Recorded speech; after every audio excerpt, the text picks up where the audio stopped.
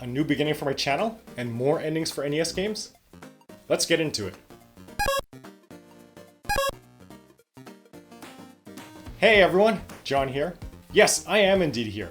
Sorry for my general absence and slow video output, but I'm back now, and the first book I'm going to review for the first time in over 2 years is a follow-up to the last book that I had reviewed on this channel. Speaking of which, if you enjoy this content and want to help keep this channel from reaching its ending too soon, please consider hitting that subscribe button, as it helps a lot.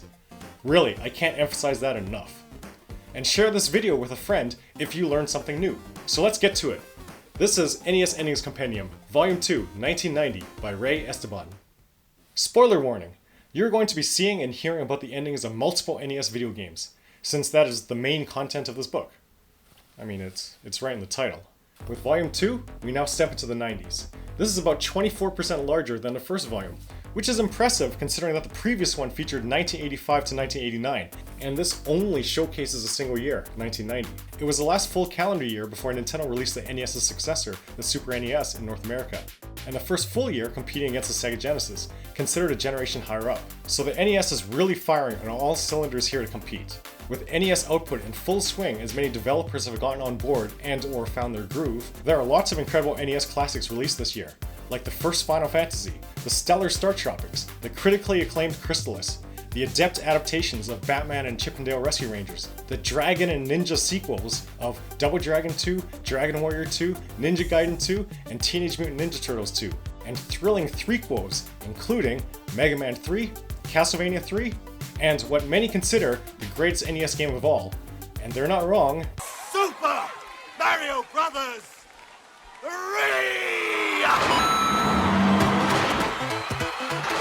So, how many games are covered in NES Endings Compendium Volume 2, 1990?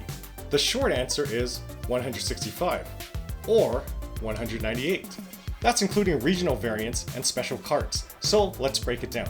There are 165 North American NES games featured here. If you want to count them as cartridges, then 166, since Super Spike V-Ball and Nintendo World Cup are both covered in this book, so naturally the combo cartridge from the NES Sports set with both these games is also covered. That number is close to 1/4 of all the official North American games released for the NES. So yeah, this is a big year. 2 games have European versions that are included in this book, since their endings are different and therefore worth mentioning in a regional corner feature. Similarly, 27 Japanese Famicom games have endings that differ from their NES versions, so they also appear in regional corners. You won't see Japanese exclusives in this book series, but we will see the Famicom counterparts to the NES games that we did get over here. And though it doesn't count as regional corner, the first North American release of Super Mario Bros. 3 has an ending that uses the same names of the worlds as the Japanese release, which were later renamed for the later North American release and for the European release. Because of these slightly different versions, I'm going to count Super Mario Bros. 3 as 2 here, and you'll see why this works out well soon. That brings us to 196, and then we add 2 special ones. There's a pre-release prototype version of Batman, which I'll talk more about later, as well as Nintendo World Championships 1990. You know, the special cartridge originally used for the real-life tournament in 1990, inspired by The Wizard. Super Mario Brothers 3! Note that the table of contents, or rather the Super Index Brothers, lists Punch-Out, referring to the 1990 re-release that features Mr. Dream. But when you go to its page, it just says to see the previous volume of the NES Endings Compendium, which you can learn about in the entry for Mike Tyson's Punch-Out, so I won't count it here. That gives us 165 to 198 games, however you want to count it. Just like with the last book, the number of games can be arranged in a nice rectangle, even if you think I'm fudging it with the Miracle Piano teaching system and 2 versions of Super Mario Bros. 3. Super! Yeah, okay, I think we get it. And then, how many endings are there?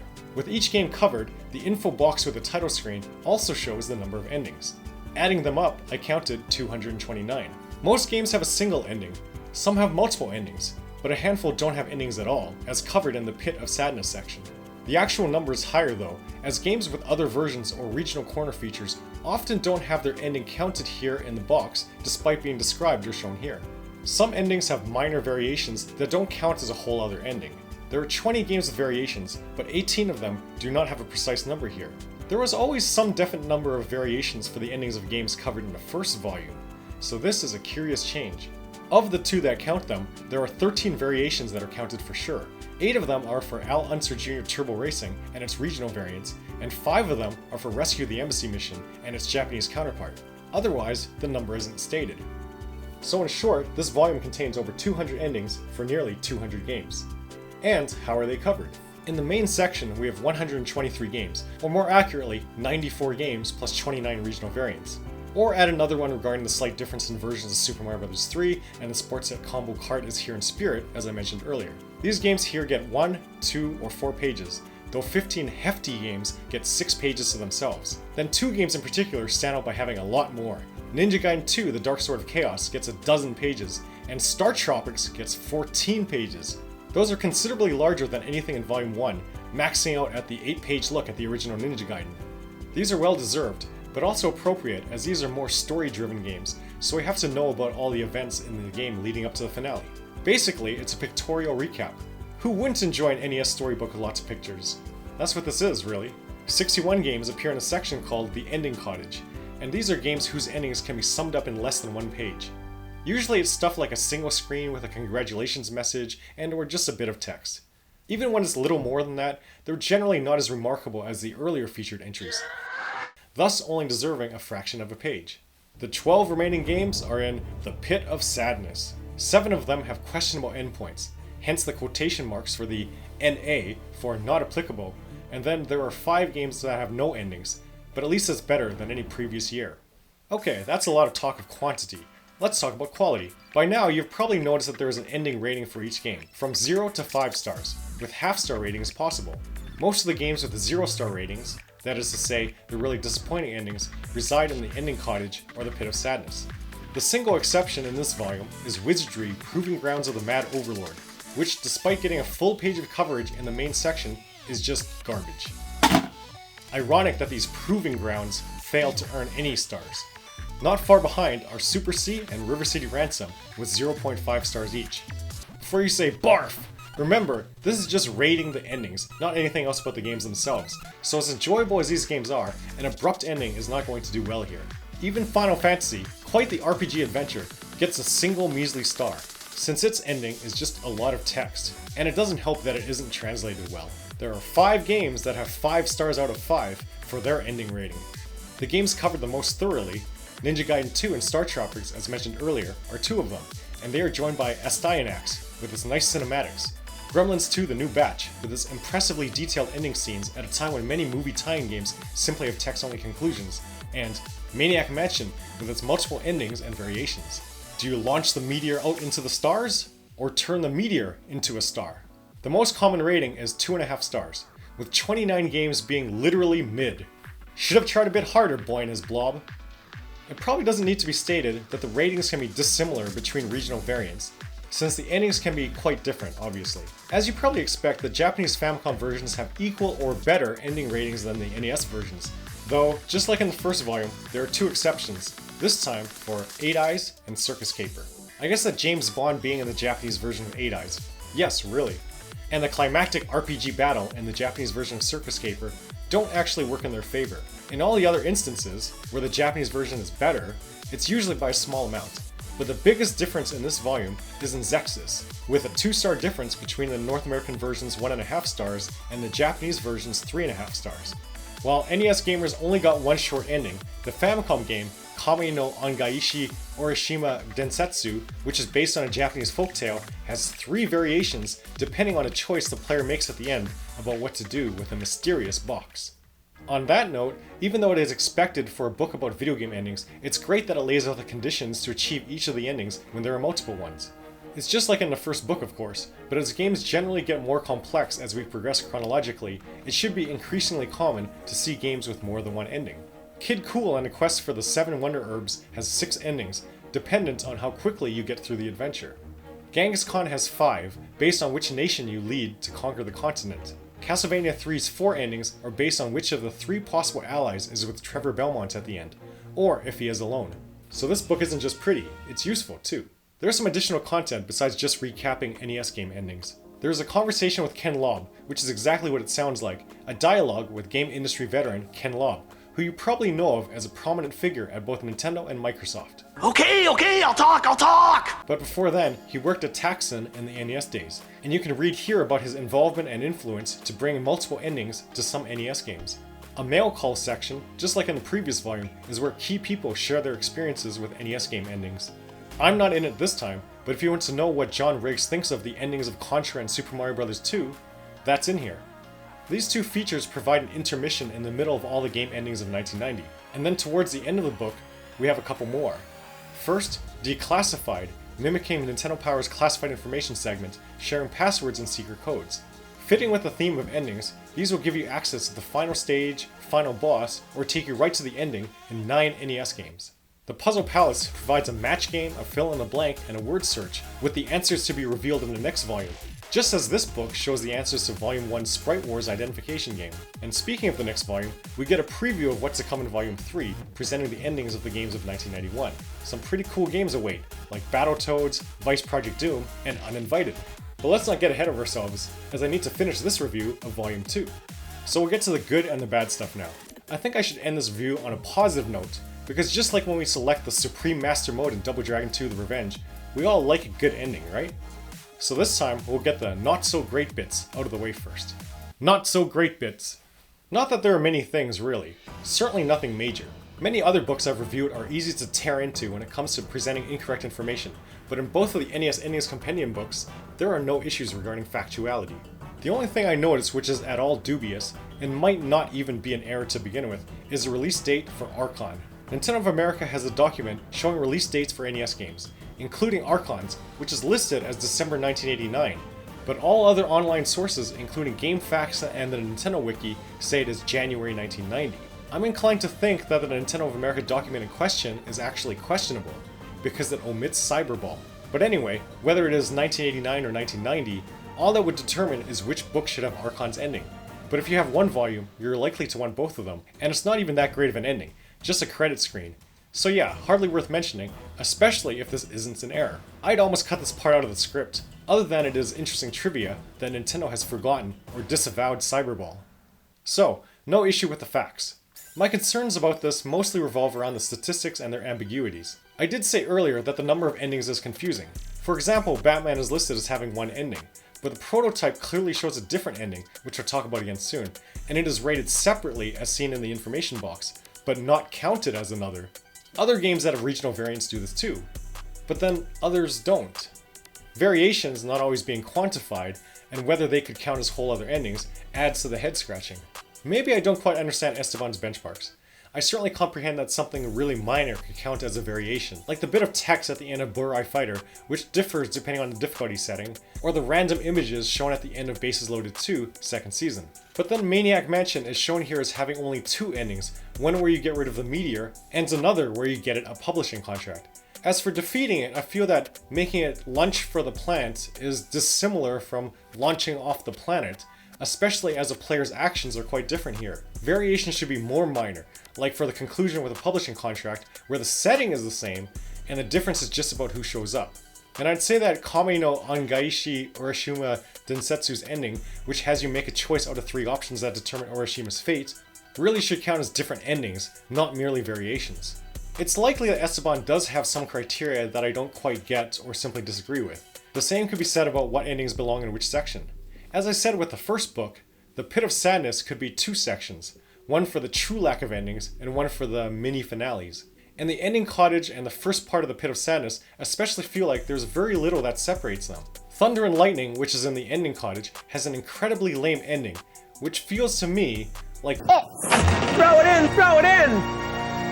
Fit for the pit. In fact, it even seems worse than some of the endings that are in the Pit of Sadness, like the one for Spot the video game, despite that having a secret credit sequence. Perhaps it has to do with page formatting considerations, which also sometimes ruins the alphabetical order, which is another minor thing that probably can't be helped. Though I do think that there is indeed space for Thunder and Lightning in the pit. But at this point, we're getting deep in the weeds here, and just because I wouldn't do certain things the way that Esteban has, is not really fair to dock points off of for this review. So I won't. Because in the end, we're still getting images and descriptions of all of the endings, regardless of where they are, or how they're counted or defined. So just call me nitpicky, and then move on to the great bits. As with the first one, I can almost guarantee that you will learn something new from reading this volume of the NES Endings Compendium. And if you learn something in this video, consider sharing it with someone. Anyway, most of my viewers are from the United States, and I'm Canadian myself, so I have familiarity with the North American versions of games. So the regional corner sections are some of the most interesting to me, and would probably be to you, as they provide the most information that might be new to even the most experienced NES veterans. Esteban really did his homework here. For example, did you know that the final boss of Castlevania 3 is actually meant to be Pazuzu, a Mesopotamian demon, not Dracula? Ninja Gaiden 2 has an extra scene if you hold down a few buttons at the end, but only in the Japanese version. The Japanese version of Werewolf actually came out after the North American version, doing away with this patriotic version with Warwolf posing with the US flag. And in Super C, compared to the European Pro Protector 2, I don't even know how Esteban noticed that the helicopter looks different. It's just a few pixels that you wouldn't notice unless you were specifically looking for an incongruity. These are just a few of the fascinating differences with the 29 regional variants that are covered in this book. I think it's great that there's plenty to learn. The thoroughness is also in the games that grace our shores, of course. Did you know that in Top Players Tennis, you can press up to drop your trophy? Or that the book How to Draw the Marvel Way is where the faces of the thugs and Wrath of the Black Manta are taken from? Imagine having to put Nick Fury in a chokehold just to get information on his drug-pushing organization. But especially cool are some endings that didn't make the final cut, yet are brought to light here. For the Bugs Bunny birthday blowout, hackers uncovered an unused ending screen that features more Looney Tunes characters. In Phantom Fighter, the game is normally only completed by playing as Kenshi, but there is a brief mention here about how an ending for Kanshi exists in the game's code. And particularly neat is that Esteban gives us a look at a pre-release version of Batman with more cinematics, in more of a comic book style, and its own ending. Truly riveting stuff. It's from Batman. Because that makes it better. A little less traumatizing than the ending in the final version of the game, which I saw before the movie. Yikes. And then the ending cottage section, despite displaying diminutive denouements that don't deserve a whole page, still manages to mention many marvelous morsels of info. For example, Narc, a game with anti-drug messaging, has a congratulatory screen that also says to contact your local drug enforcement agency's recruiter. And Nintendo Power's mascot, Nestor, appears at the end of NES Play Action Football. So yes, that's all to say that a definite great bit is how much NES information is crammed in these pages. While writing the script, I debated if I should have mentioned as many endings as I already have, but trust me, there's lots more here, as I've barely scratched the surface. And on the surface, it is indeed a gorgeous book. The presentation, like with the first book, is totally top-notch. It's a very image-heavy book, but these aren't basic unaltered screenshots. I don't think you can even find a heads-up display showing things like health meters, items, timers, or scores on here. There is deliberate arrangement and sequencing, often cropped, but sometimes expanded, and with added text and/or inset close-ups.